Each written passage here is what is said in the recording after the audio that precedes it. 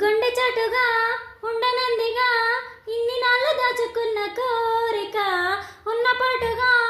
ఆడపుట్టుక కట్టుబాటు దాటలేదుగా కన్నె వేడుక విన్నవించవా